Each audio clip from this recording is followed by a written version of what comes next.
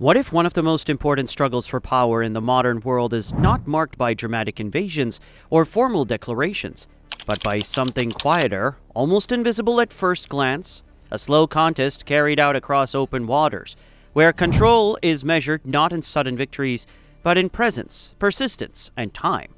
The South China Sea looks at a distance like any other stretch of ocean. Cargo ships move steadily across it, fishing boats drift along familiar routes. Yet beneath that calm surface lies a dispute that has developed over decades, shaped by history, law, and shifting power, and still unfolding today without a clear end.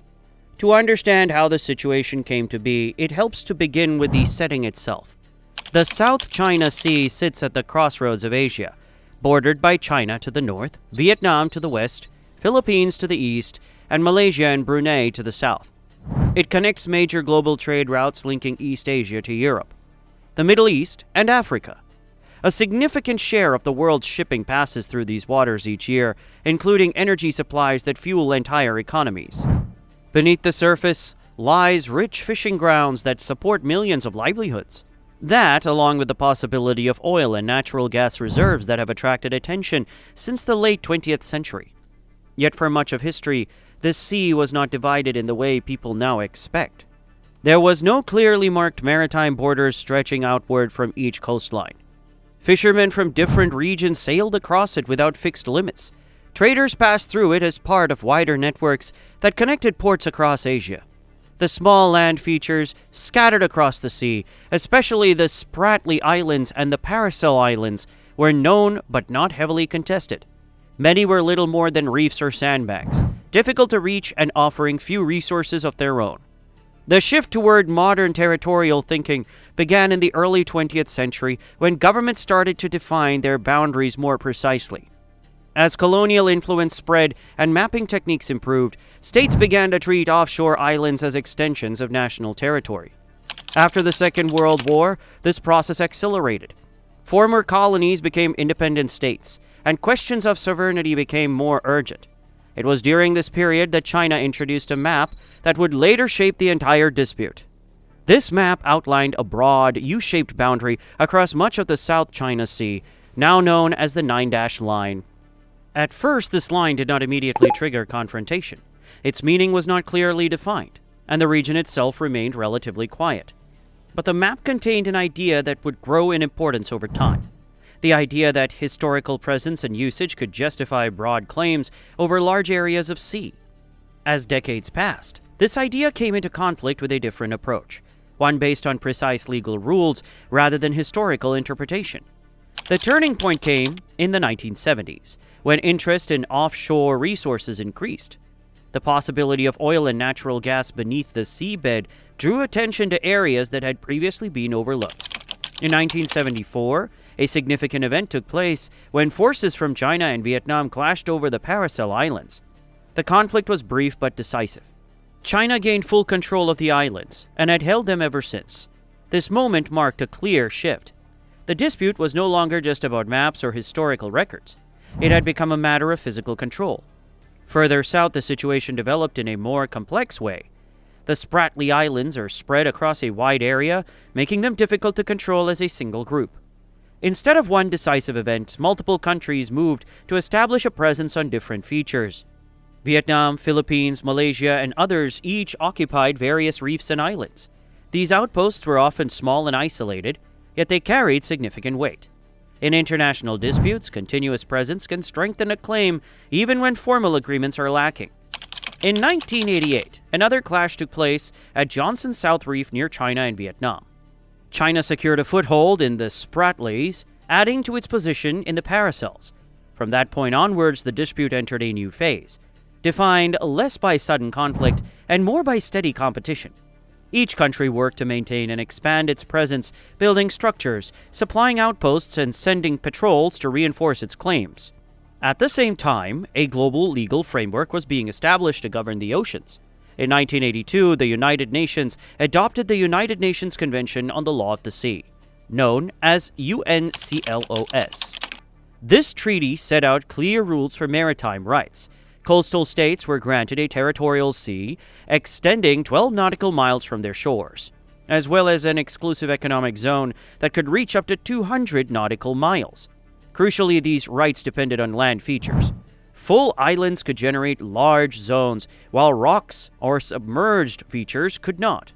This created a fundamental disagreement in the South China Sea. Many of the contested features do not meet the criteria required to generate large maritime zones under UNCLOS, or UNCLOS as I mentioned earlier. At the same time, China's 9-line claim does not align with the treaty system.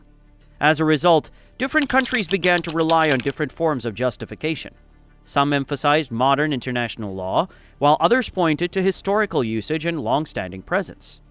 By the early 21st century, tensions had become a regular part of life in the region. Ships from different countries frequently encountered each other in contested waters. Fishing vessels often found themselves at the center of these interactions, as access to rich fishing grounds became increasingly important. Coastal guard ships played a growing role, operating in a space between civilian and military activity. These encounters rarely escalated into full-scale conflict, yet they created a constant sense of tension. One of the most significant incidents occurred in 2012 at the Scarborough Shoal. A standoff between vessels from China and the Philippines lasted for weeks. Over time, China established effective control over access to the area.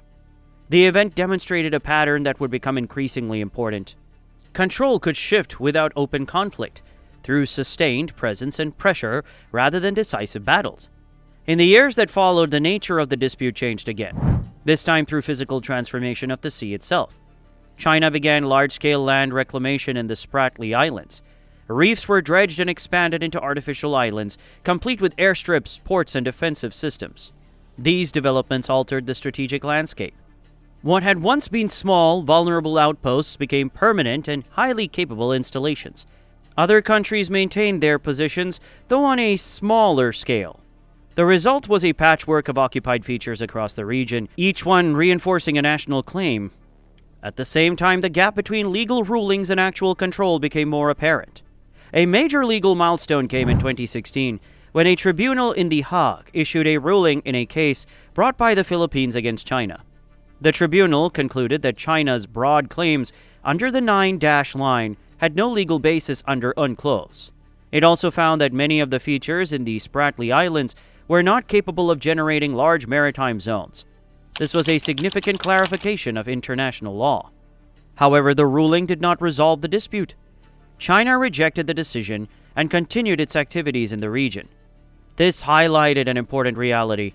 International law can define rules, but it cannot always enforce them, especially when major powers choose not to comply. Different countries continue to view the dispute through different lenses.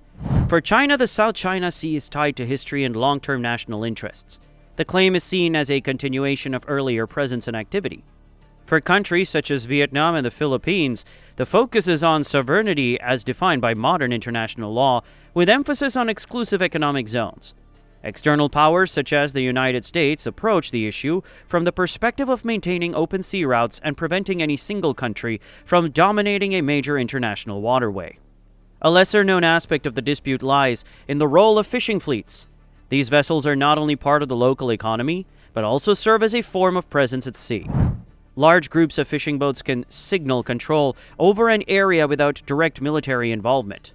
This creates a situation where everyday activities become part of a broader strategic environment. Encounters between fishing vessels can quickly escalate, drawing in coastal guard or naval forces. The persistence of the dispute can be explained by several factors. The claims overlap in ways that are difficult to resolve. The region's resources and strategic importance create strong incentives for countries to maintain their positions. Issues of national identity and sovereignty make compromise politically challenging. At the same time, the involvement of major powers ensures that the dispute remains part of a wider global context.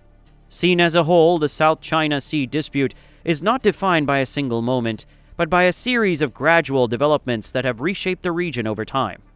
It is a conflict that exists between peace and open war, where control is established through presence, infrastructure, and persistence rather than decisive battles. It shows how history, law, and power can interact in complex ways, each influencing the outcome, but none fully determining it. The sea itself remains the same, yet the meaning of that sea has changed. What was once a shared space has become a contested one. What was once defined by movement has become defined by boundaries. The question that remains is not only how the dispute will be resolved, but what it reveals about the nature of the conflict in the modern world, where the lines on a map may be clear, but the reality on the water is far more uncertain.